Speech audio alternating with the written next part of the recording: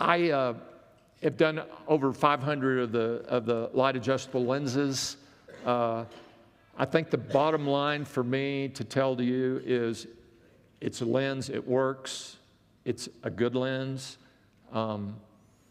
It is definitely something, if you're not doing it, will interface into your practice very well. It serves a purpose in my practice that help things, and it has unique properties and unique things you can do with it. If you're putting in multifocal lenses and you miss the refraction by a half diopter or 1 diopter, in some patients it's just I mean, you're going to have to do LASIK on them, you're going to have to do a lens exchange. In those kind of patients, I'm achieving over 90% of patients glasses free with this lens, and so I love it. There is a surgical learning curve because it's a silicone lens, a 3-piece. If you haven't used those a lot, it's a little more difficult to use than a 1-piece acrylic lens. So there's a slight surgical curve there. The main complaint of people that do it is there's a lot of chair time. You got to spend a lot of time with these patients, both pre-op and post-op. I think that preoperatively, you need to make the patient understand that you may not get them out of glasses, but in my practice, it's the best I got, which is about 90% of the patients that I did this lens on it got out of glasses completely. And those are patients I followed from the beginning all the way through the end. So that's very gratifying. The patients that we didn't achieve that with are still grateful because I spent a lot of time with them. My techs did. They knew how hard I was trying. We adjusted them 3 times. On the adjustments, I see them back at 2 weeks, and we do a refraction. Then I see them back a week later, so they're 3 weeks out. We do another refraction, and at that point, if things look stable, we go ahead and do the first adjustment. And if you're right on and the patient's going, you know, I'm reading, I'm seeing off, I love it, you still have to do an adjustment, but you can do a neutral adjustment. You have to treat it once, just you have to. And so you can do a neutral treatment. Then after that, you got to do 2 lock-ins where you just flood the lens with UV light so that all those molecules are taken up and it's a stable lens that's not going to change. I found it really helpful on these adjustments. After you've done the first adjustment, sit down with loose lenses and you'll say, how's your distance vision? And they'll go, not so good. Then you can look at the refraction, and if they're in their dominant eye, their distance eye that you're doing, I do a mild monovision, about a -1 in one eye. You say, well, that's not good enough to read. Believe me, with the -1 with this lens in one eye, these patients are reading, and they read up to 8 inches, most of them. That's been my experience. But if they come in and say, yeah, so you put the half diopter over one lens with the eye chart, and they go, oh, that's perfect. Then I'm going to do a second treatment and do a half diopter, and it'll achieve that. If they go, you know, my distance is really good, I don't worry about it, but I'm really having trouble with near, I'll put a +50 over one eye, and they go, oh, that's great. Then so with the loose lenses sitting in a chair, I can really be confident in myself how I'm going to treat it. Now, I do the treatments myself. Some doctors train their technicians to do the treatments. I've found, at least in my experience, that I want to do the treatment so the results are on my back, not some technician that they thought maybe they didn't do it right, whatever. I trained my technicians to do the lock-ins. So minimally, you're going to be doing 1 treatment and 2 lock-ins. So you're going to be dilating them and putting them in the room to adjust and all that 3 times. That's a lot of visits. And so the final thing I'll say about this is I tell personally every patient I do this lens on, number one, it's expensive. You know, we charge And we undercharge in Amarillo, but we charge $3,000 an eye. And I've found that's on the low end. And so for the 2 eyes, and I do them consecutive days. I do a Tuesday, Wednesday. That way they're not coming in for both eyes, 10 times to your office. You can do the first surgery. If you see them the next day, they're doing good. You do the second eye. Then you can see them with both eyes all the way through. And so I do consecutive day surgeries on the LAL patients. And I tell them, you're going to be in my office 4 to 6 times after the surgery, and you got to plan for it. So you're going to have 4 to 6 visits, and it's going to be 4 to 6 weeks till they're finished. And I tell them that, and you've got to use those stupid UV glasses for that time too. And so I warn them about that.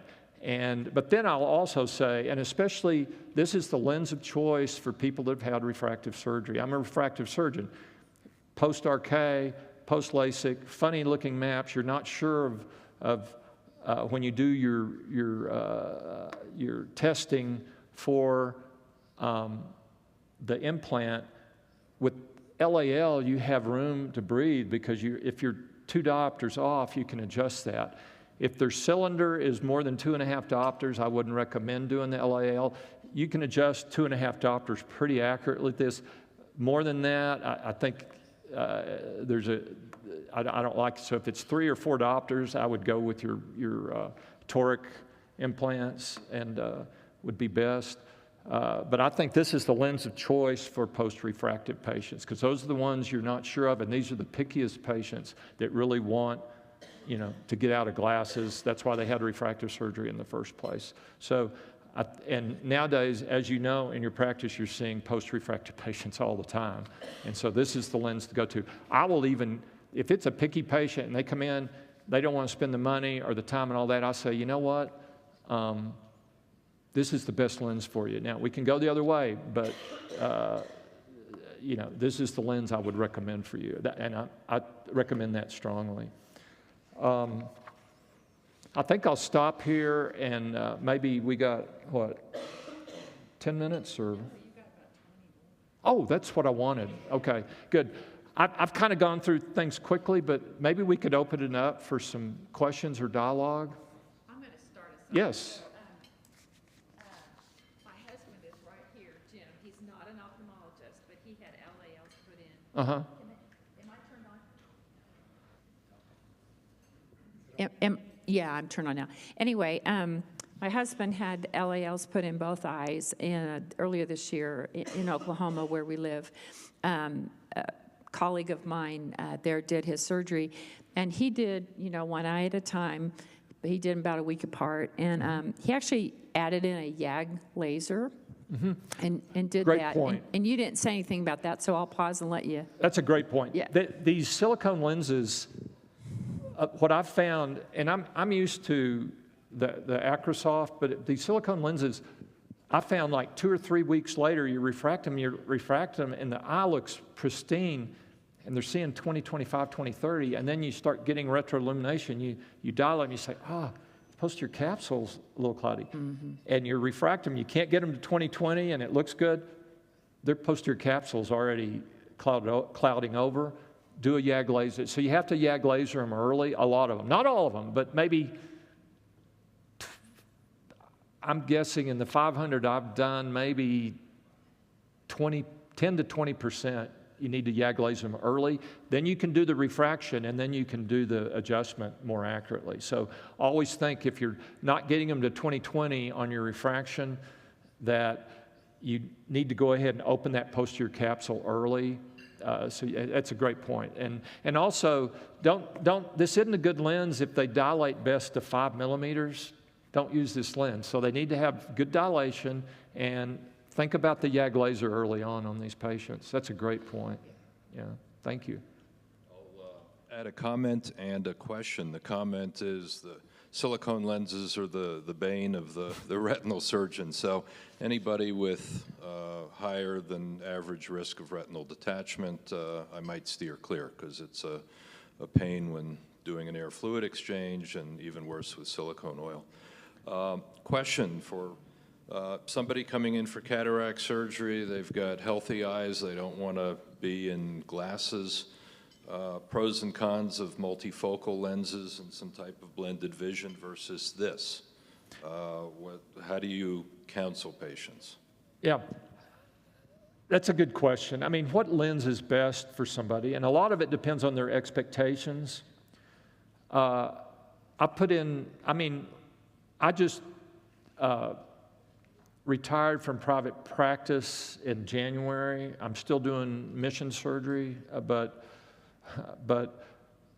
I put in the multifocals, all those, my favorite one, the Restore and the Vivity, but what I found with those is you get good results, and you can do the toric Vivity and all that.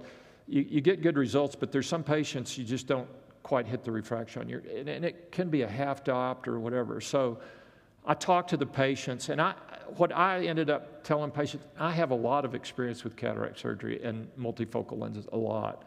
And I finally came to the extent, I'd say, if you go with the Vivity or one of the multifocal lenses, I've got about 75 to 80% chance you'll pretty much go without glasses, but there's about a 20% chance, 1 out of 5, that you'll still need either a little help at near or a little help at distance, and that's the way it is.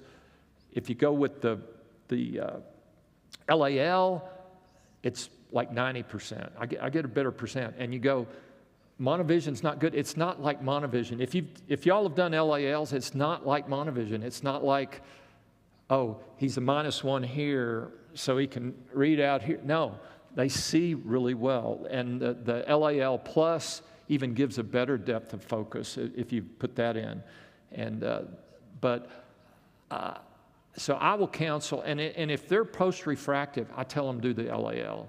You'll get better results. If they go, no, I don't want to do, I don't like post-RK, I don't like to put multifocals in post-RK because they already have a lot of visual distortions, and now you've got a multifocal. I don't like that. Some people do that. I don't criticize them for it. I found that wasn't my best lens for those people. So it depends on the patient expectations of what they're going to get and their financial, the people say, I've got to spend all this time with the LAL, but you're getting paid for it. You're getting paid really well for it. And the $3,000 per lens that you charge, or the $4,000 or whatever, you're getting paid for that time. And I would urge, as surgeons, don't just put it all on your techs to do all that. You need to get involved with that. You really do. The patients expect it. Some of the people that were disappointed because they still needed reading glasses, but they saw how hard I was working. I adjusted them 3 times. I was like, I didn't achieve what we wanted, but 10%, that's 10 people. So I had 50 people. I did 500. I had 50 people that we didn't achieve glasses freedom. So I think, to answer your question, patient expectations, what's their previous history, refractive surgery, and also you kind of know if you're doing Vivity what you get with that.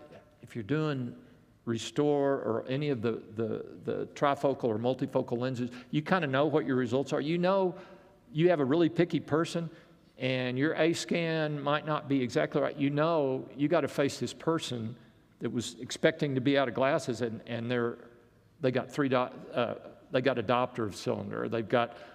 They're plus 75. They're not happy. Then you're faced with another surgery. With the LAL, it's all built in. And I love that. It's my go-to lens because I know that if I'm off a little bit, I can fix it. And it works. The lens works.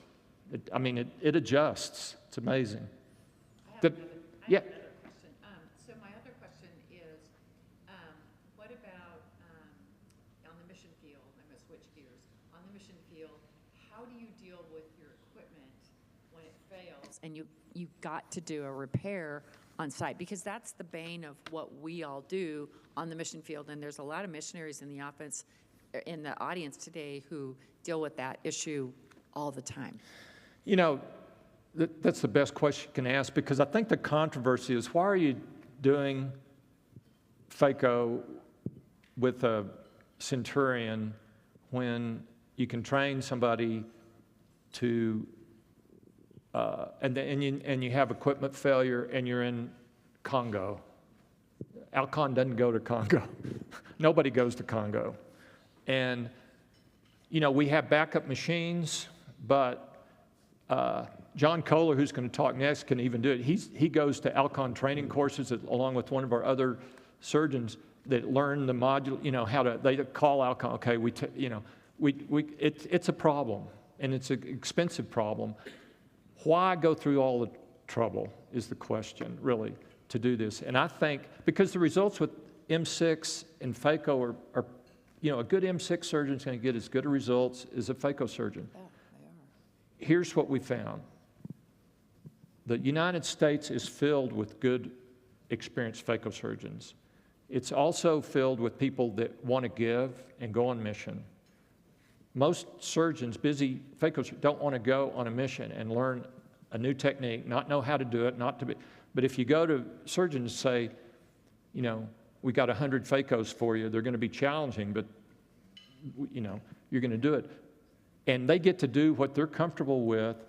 Recruiting doctors is easy for us. We have a waiting list. You know, we have a waiting list wanting to go on these trips of great surgeons, and they go back each year. How do we finance it? Let me tell you how we finance it.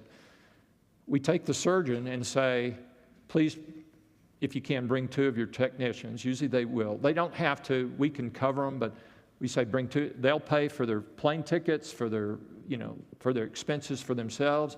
And we say, you're going to do 100 phacos.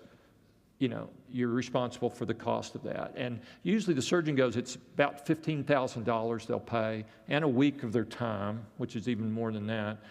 And they're willing to do that once a year. They want to give, but they get to go and do what they do best every day in the office, and they're very comfortable, and they get good results. So the biggest advantage I've seen to why I go through all the equipment trouble and all that is because we get the best surgeons in the world going to Congo and going to Nicaragua, and we don't have problems with that, and we love it. And we get retinal surgeons, and we have constellations. Steve here will tell you that. We've had trips where we have 2 constellations going with the retinal surgery. There's no retinal surgery in the Congo. 120 million people, there's no retinal surgeon for the poor there. At least there hasn't been. We offer that now. If you had a retinal detachment, even if you were in the high class, you had to leave and go to another country. Our missionary is board-certified board-certified ophthalmologist, the Retinal Fellowship. We offer retinal surgery in Nicaragua to the poor. We're the only ones. It's amazing that we can do that, and it's a God thing. It's not a Avery thing for sure.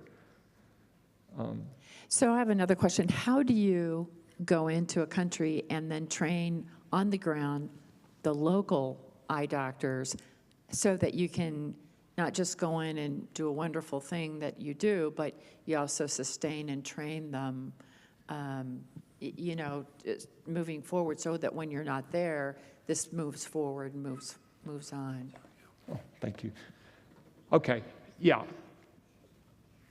I guess y'all heard that question. So we are trained. I mean, that's what you have to do, because we have missionaries there, but the missionaries might not be there. We need boots on the. You need boots on the ground to screen patients, to have things. Otherwise, you get there a couple of days early, screen patients. But what we do in Nicaragua, we have 3 of the Nicaraguan doctors that are on our staff, fully paid, which they love it, because being an ophthalmologist there, you don't make any money and you don't know how to do surgery. So we have 3 that we're training. We just sent one to Baskin Palmer for a 2-week course. So we're actively training the Nicaraguan doctors. Dr. Reinald in Congo has 3 Congolese doctors, GPs, family practitioners, that he's training to do surgery meticulous. They're there all day, every day. They love it. They have a job. Congo, I mean, some people say Kinshasa, which is maybe 20 million people, is 90% unemployed. I mean, it's so sad that this country. I wish maybe I'll get personally to talk to some of y'all about this country, but we're one little tiny bright star, and the Lord has led us there, and it's amazing. I have a quick question about the light adjustable lenses. With multifocal lenses, from a retina perspective, if they have macular pathology, we recommend not because of contrast issues. Yeah. Any such issues with light adjustable lenses, contraindications, anything when patients come to us for cataract surgery clearance we should be commenting on, or no? You know, I mean, I think with silicone, you worry about, Well, sure, the detachment you issue. can't put in the silicone oil and all of that problem. But I think silicone, happy to hear comments here. I haven't done a lot of silicone lenses. I did in the early days, and then acrylic seemed to be a lot better material to use. But my experience, and maybe a couple of thousand of silicone lenses, is they get really good vision, really good. I mean, their eyes sparkle and are great, but it's surgeon-wise, it's not the most fun to use. That three-piece lens, by the way, if you don't use silicone a lot and you have that big old fat silicone lens in there, and those things go in quickly, and that's the learning curve. You have to fold them properly, and then you got to put them in slow because they want to just shoot into the eye, and you can have some real adventures with that. So, and you don't want to rotate them. Yeah, you can rotate them, but you got to do it really carefully because those, and that's where the learning curve is, thinking, okay, I can handle this lens like an Acrosoft. You can't. But I think to answer your question, the optics are good. I don't have any problem with it. I like it. I like the way they see. They seem to almost see better than with acrylic lenses, and just as I think about it. So we have plenty of time. We'll just go to more questions. I'll go to you. So I have a question. How do you protect your property there? How do you protect your property? In Nicaragua, it depends on the country, but in Nicaragua, it's safer than Mexico. There's not drug cartels running around. It's a lockdown country. The best I can tell you, you kind of have a vision of what Cuba's like. You can't, I mean, they control everything you do. Nicaragua is worse, and we're very safe in Nicaragua. It's like the safest country you could possibly go to.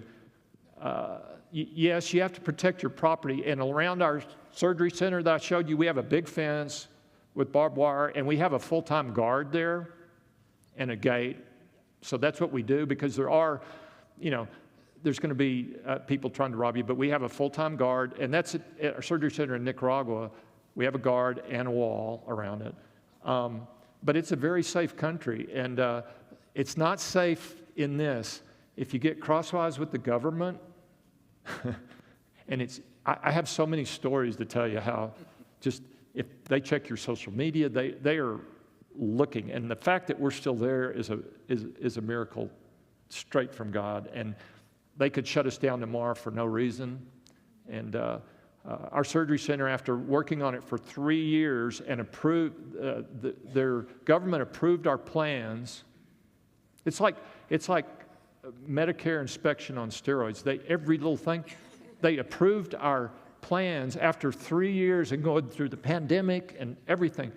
And they inspect us and go, you failed the plans, all your duct work, all your air conditioning, IVAC, everything's wrong. We go, you approved these plans. They go, oh, those plans changed. Here's a card, he'll fix you up. They had to take the roof off our surgery center, redo everything. About $500,000 later, and this guy that's this inspector, this is probably his brother-in-law. I mean, but you can't, you do what they tell you. If we say, no, we're not doing that, we would never be certified. Well, we did all of that, then they still wouldn't certify us. So I'm with Ryan and John, and we're looking at each other like, we put all these millions of dollars into this, and Lord, I guess we're going to use our surgery center as a storage shed for our supplies, and we'll do the surgery in the public hospital, which was, so our first 3 surgical missions in Nicaragua or at the public hospital with our surgery centers standing there, and we knew it would never get approved. And then God comes along and says, after the third mission, I don't know what it was, but they saw how hard we were working. We were doing it for free. We were working till midnight. We were caring for those patients. And the hospital staff, they all loved what we were doing for these people. They allowed us, in Nicaragua, the good thing, you can preach the gospel.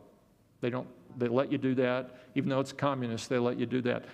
And I don't know how it happened, but it got up there and they go, we will partner with you. The hospital district in Shenandoah gets credit for all those surgeries they're doing.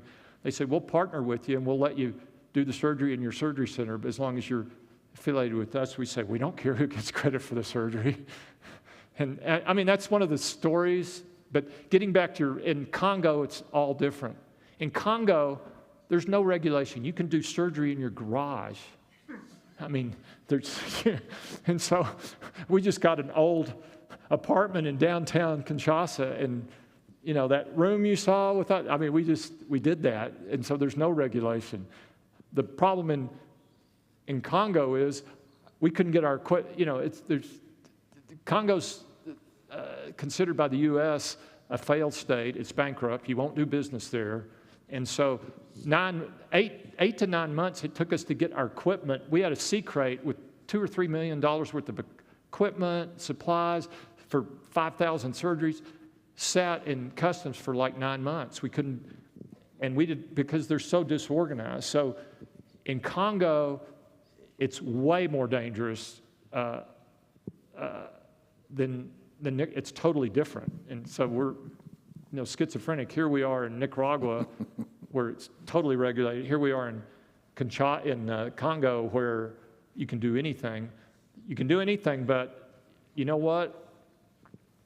The airport is 5 miles to downtown Kinshasa, and it probably takes 3 to 4 hours to make that trip in a car that's guarded, and there's people everywhere.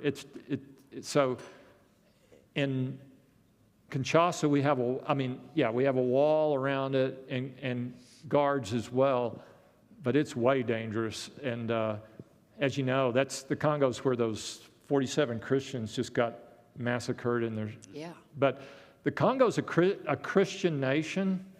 Most of the other countries in Africa are Muslim influenced. So, and the people, what we found in Kinshasa and in Congo, the people have a joyous spirit. They're so poor and have nothing, and you put your hand on them and they break out in a smile, and you just love these people. And you do their surgery and they're dancing in the post-op area and they're grateful, and it just draws you there. So I've kind of expounded, but I mean, you have to be guarded, and Congo's a very dangerous place.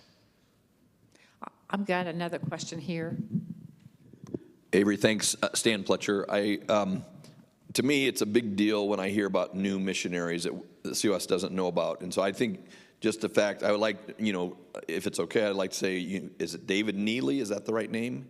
David Neely, yes. David Neely is a retina specialist who's in Nicaragua full-time, and I had never heard that. And I'm like, that's big news to me to hear that. And then to hear that Reinhold Dirksen, a friend of ours from Paraguay, is serving in DRC. I hadn't heard that as well. So that to me is amazing, and praise God for other missionaries that we have. And then to hear that your son Ryan Rush has left private practice to do full-time missions, essentially, that's amazing. So praise God for those sorts of things.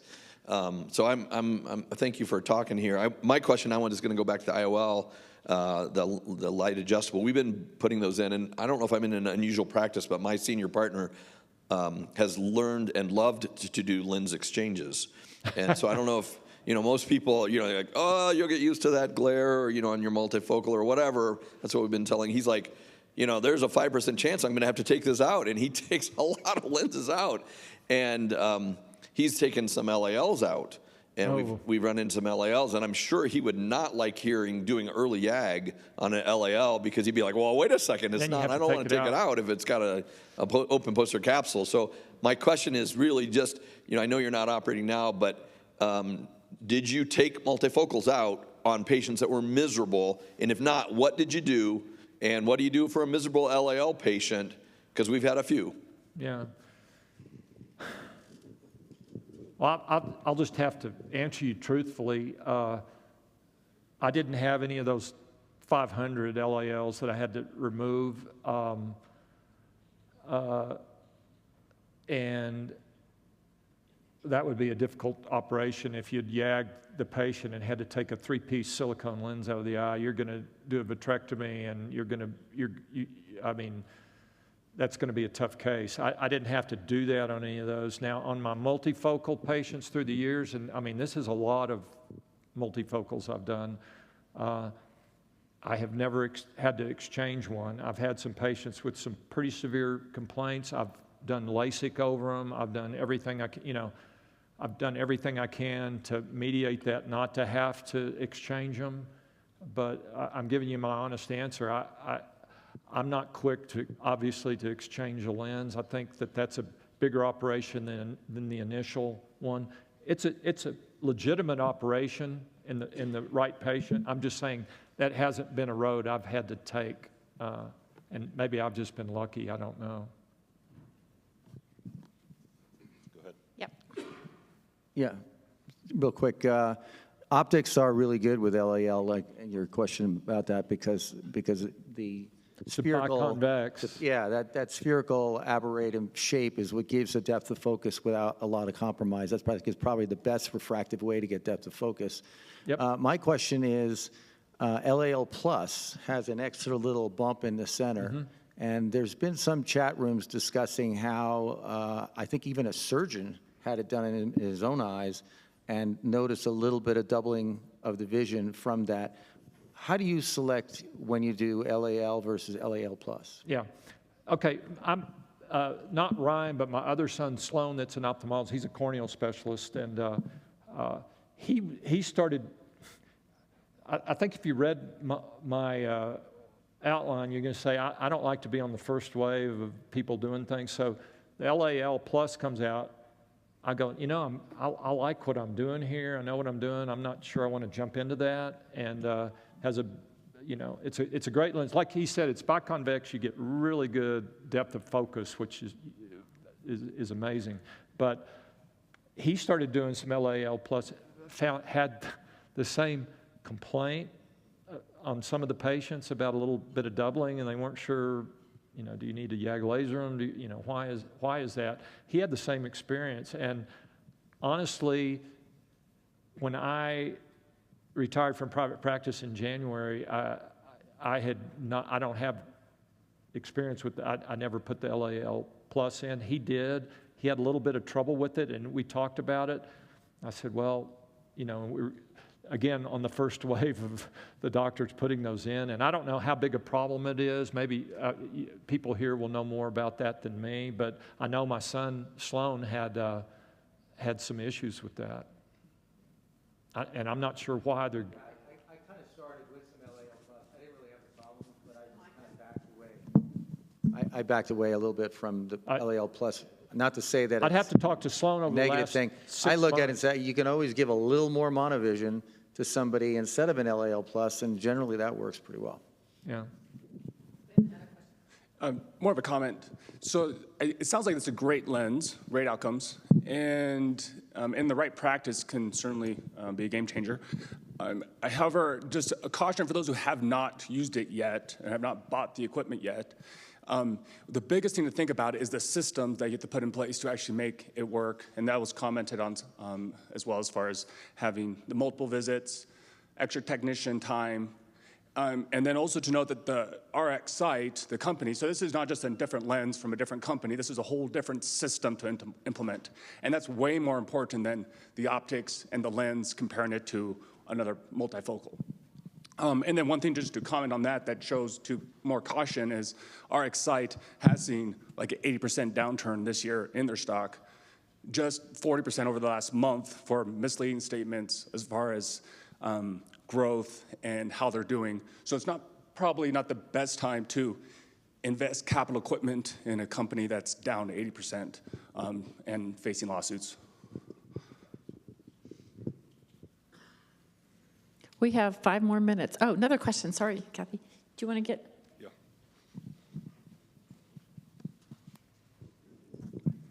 Thank you for the talk. That was really fascinating. How do you manage your disposables with all of the centurions, this high volume of surgery? Like, how do you get them in the country? How do you manage that? The disposable, yeah, I mean,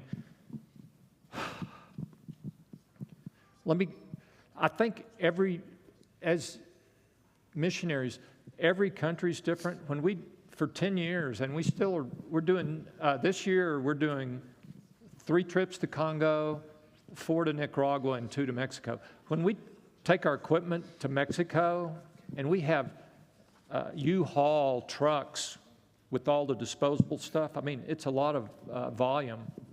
And when we go to Mexico, through the years, it's always different, but we take trucks down loaded with we're in Amarillo, and it's, we go, Alcon ships them, we get them all. Alcon is another thing about Alcon, they've been very generous in donating not only a couple of Luxor microscopes to us, but a couple of Centurions, and the implant, I mean, they are very generous with that, but getting through the customs in Mexico, sometimes they let you right through, but usually you have to pay money to a person. I don't want to call it a bribe because I don't want to, but you pay somebody that facilitates it through the border, and it depends on sometimes it's easy to get through there. Sometimes we have to pay $10,000, $15,000 to facilitate it through the border.